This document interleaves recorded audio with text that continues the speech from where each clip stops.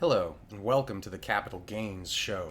My name is Aaron, and as you probably already know, in this show I defend capitalism and criticize socialism. I want to talk a little bit about democracy today. Specifically, I want to talk about why democracy is not a friend of socialism. Not always, not necessarily. It can be, but it's not always the case. And socialism defines itself generally as public or worker ownership of the means of production, democratic control of the same, and production for use, not profit. Pretty much every variant of socialism defines itself as having a democratic mode of operation, a mode of decision making based on democracy. But it usually ends up not working out that way in real life. And there's a couple reasons why, or at least one reason why. Democracy can actually sometimes pit itself against the goals of socialism and against the socialist mode of production. Let me give you an example. Just yesterday, there was an election here in the United States. Now, I live in California. There's a lot of lefties and a lot of socialists in California, and they were pushing real hard for a couple of propositions. One of the propositions was Prop 15, and it was basically a property tax increase on certain properties. They were also trying to defeat Prop 22, which was an exemption for ride-sharing drivers. The legislature in Sacramento tried to force independent contractors to be classified as employees for rideshare companies like Uber and Lyft. Prop 22 was an attempt to undo that and keep them as independent contractors. So the socialists were pushing very hard against Prop 22, and they were pushing very hard for Prop 15. Now, what happened? The Democratic vote, the popular vote in the state, defeated the socialist goals on both counts. They voted yes on 22, which means they do want the drivers to be independent contractors, and they voted no on Prop 15, which means they don't want the property tax increase. A lot of leftists, particularly the socialists in the state, were gnashing their teeth and pulling their hair out and crying quite a bit on the internet about the failure of them to get Prop 15 passed and the failure to get Prop 22 defeated. Now, what I noticed here is that democracy looked at the socialist agenda and said no. The popular opinion said no, at least in those particular propositions. So the socialist goals were defeated, were undermined, were defied by democracy. Democracy, in popular opinion, is fickle. It's not always going to align itself with socialist ideas. And quite often you find it doesn't. You find that it won't. Socialism assumes that democracy is going to always be pro-socialist, or that popular opinion and popular vote is going to side with the socialist goals, and that's simply not necessarily going to be the case. It could go either way. Now, what happens? Let me give you a hypothetical. What happens if there's a socialist country and all the workers own their means of production, right? And those means of production are operated democratically. So the workers get together and they vote, and whatever the most popular vote result is that's what the company's going to do. Are they going to make this kind of widget or that kind of widget? Are they going to sign a contract with this product supplier or that product supplier? And the workers vote on those kind of decisions. Now, let's say that you've got this socialist country and it bans outside investment, it bans absentee landlordism, it mandates that workers are owners of the means of production that they work at. Okay, so all these things, there's all these prohibitions and mandates that enforce the socialist mode of production. Now, let's say the workers get together and they vote to solicit outside investor owners that aren't going to work at the factory. They're just going to have an ownership share and extract profit and give the company some much needed capital. Or let's say the workers vote for the company to start hiring some wage laborers that are not given an ownership stake in the company. Or let's say that the workers get together and they vote to allow shares of company ownership to be bought, sold, and traded with others. Now, what if some of those decisions got democratically approved by the workers? Would the socialist country allow those democratic results to be enacted and carried out, or would it step in and stop it You see, because in those instances, you've got democratic choices finding itself at odds with the fundamentals of the socialist mode of production.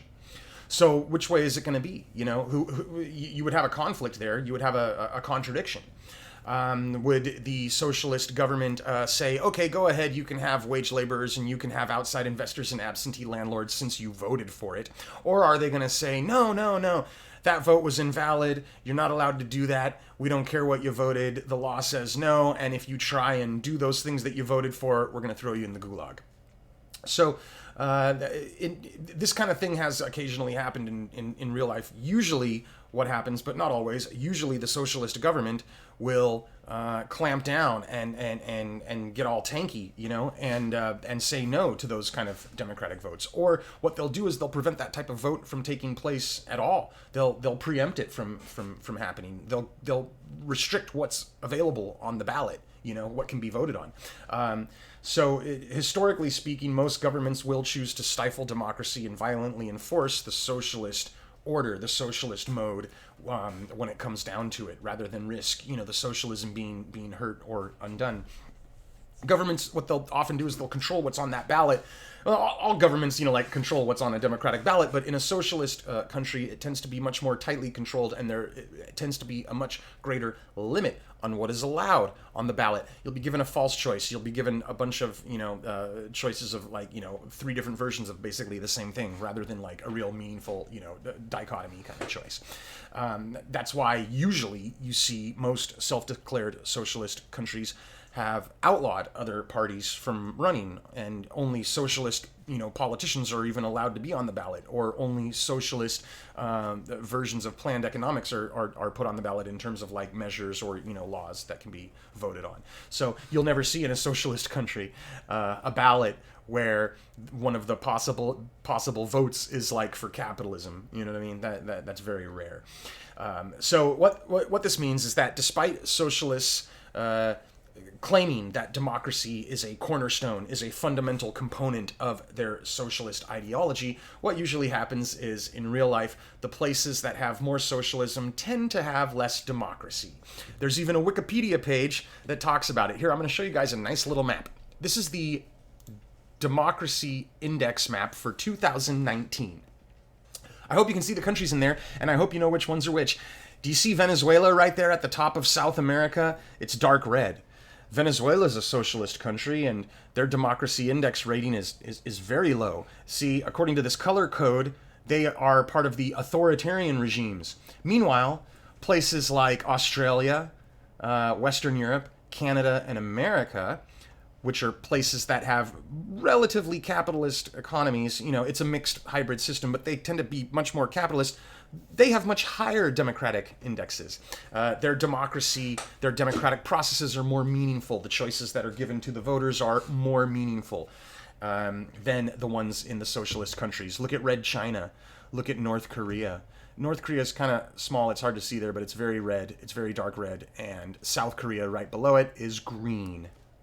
So the places that reject capitalism more, the places that move towards a socialist mode of production more, are the places that tend to have less meaningful democracy, less real democracy. They're given false choices.